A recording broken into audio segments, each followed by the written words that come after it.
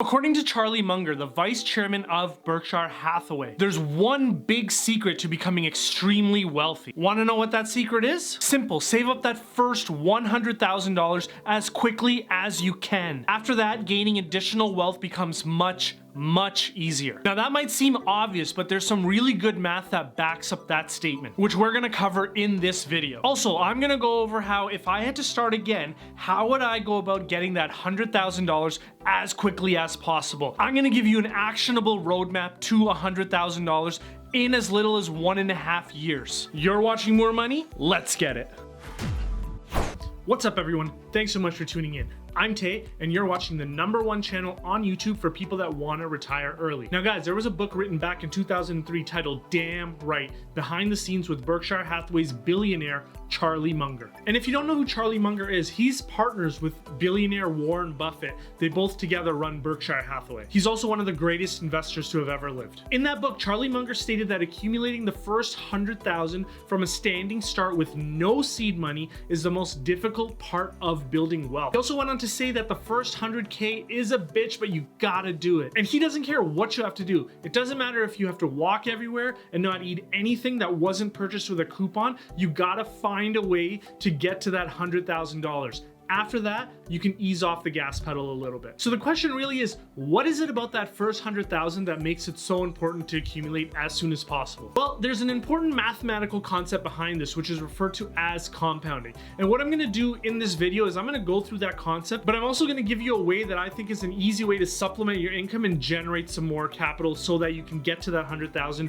quicker than you previously thought you could. So with the concept of compounding, the idea really is that every dollar that you save in your portfolio can start earning you money. So the more money that you have in your portfolio, the more money that you will earn, and thus capital accumulation becomes a snowball effect. And to be honest guys, it gets exponentially larger and larger as time goes on. Let me show you what I mean. If you save $10,000 per year and are able to generate a rate of return on your capital of 8% per year, it will take you approximately 8 years to accumulate your first $100,000. I mean, 8 years to $100,000 is not bad. But then if you continue saving that same $10,000 per year and the portfolio continues to earn that 8% annual return, the second 100,000 takes approximately half that time as the first at approximately 4 years. And you might be confused, how is it that the first 100 took 8 years and the second 100 took only 4 years? This is because all those years that you were saving that $10,000 per year to put into your portfolio, the portfolio was also earning income at that rate of 8%. So you're essentially doubling your efforts. The more money that's in the portfolio,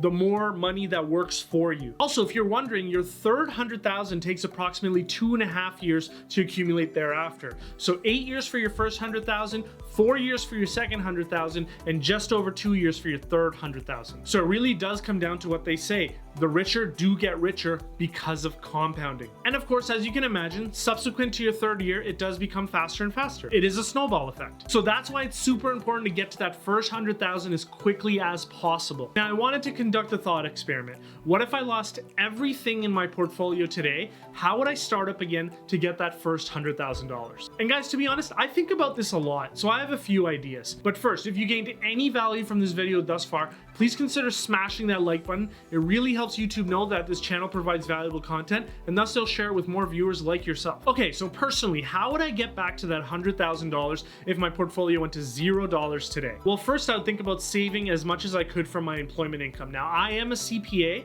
so what I did was I looked up what an average CPA in Canada earns, which is approximately $65,000 a year.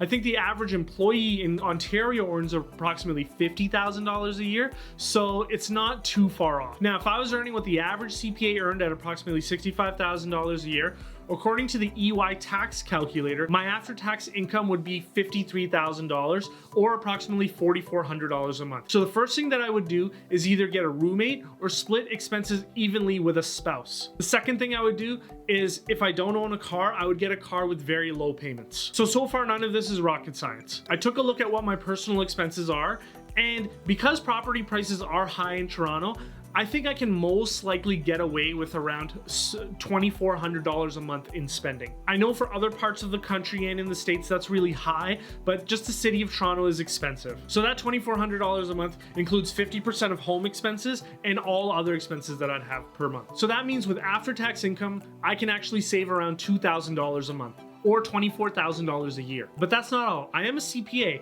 so I can place ads in Kijiji to get bookkeeping clients on the side, but that's a real headache, so I don't want to really go down that road. Some CPAs can do that. Some people do taxes at the end of the year. Not really for me. But what I do like is the fact that the gig economy is here now. I made a 4-part series for you guys where I did 250 deliveries with Uber Eats on their platform. I've always been fascinated by the gig economy, so I really wanted to learn how it works, its tips and tricks, and if it was actually a real thing. So you can actually check out that series. I'll link it in the description below. So in that 4-part series, I showed you how after all expenses, including maintenance and depreciation on my car, you can earn approximately $20 an hour driving for Uber Eats on the hours that are convenient for you. For me, the hours that would be convenient would be after work and on weekends. Now, the reason why I'm choosing Uber Eats for this thought experiment to earn extra income is that everybody can essentially do it. You either have a car and you do it outside of the major city, or you don't have a car and you use a bike and you do it within the city limits. So in order to supplement that $24,000 a year that I'm saving from my employment income, I would do Uber Eats almost every day. Maybe I'd take Sundays off. I found that the dinner rush is very good in terms of earnings. That 6 p.m. to 10 p.m. slot is the best because that's when the app surges, which makes sense because people are ordering dinner.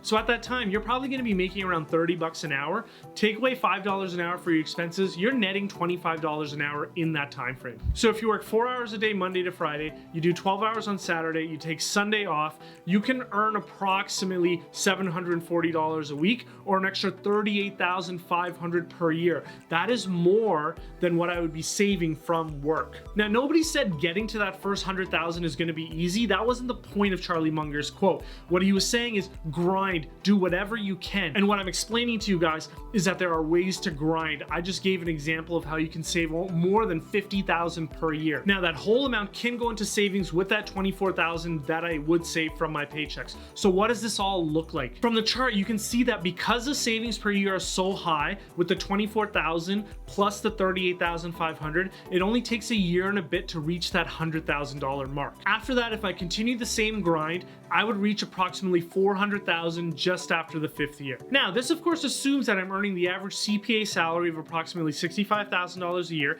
and I managed to find someone to live with me and split expenses. I think these are all reasonable assumptions for myself, but when you do the thought experiment for yourself, you do have to consider your personal situations. Now, I know what you're thinking, guys. This is a perfect example. This assumes that there's no setbacks, no spousal or family obligations, and you live in a city where Uber Eats is a viable option. This isn't the case for many of you, but I hope at least I inspired you to think about the gig economy and how you can use it to supplement your savings. Guys, there's more than one way to skin a cat. Also, the one thing that I didn't mention is that if you put the money into your registered savings accounts, you'll get a higher tax deduction, which you can put into your savings portfolio and compound your savings much faster. I wanted to be conservative in my example, so I didn't include that, but you can absolutely do that. So of course, if you did do that, I have to repeat this, you will get to that 100K a lot faster than what my example shows. Anyways, guys, that's it for the thought experiment. Let me know in the comments how you guys are saving additional money to pump up that portfolio. Also, guys, don't forget that the best investment that you can make is by smashing that like button. It really helps YouTube know that this channel provides valuable content, and thus they'll share it with more viewers like yourself. Also, guys, if you're new to the channel, there's lots of stuff happening here. Everything is geared towards helping you retire sooner. I do the best equity research and due diligence on the platform. I really believe that. I'm also the only one giving you guys full 3-statement models. So if you haven't already, please consider subscribing to the channel. Thank you very much, guys, and I'll see you later.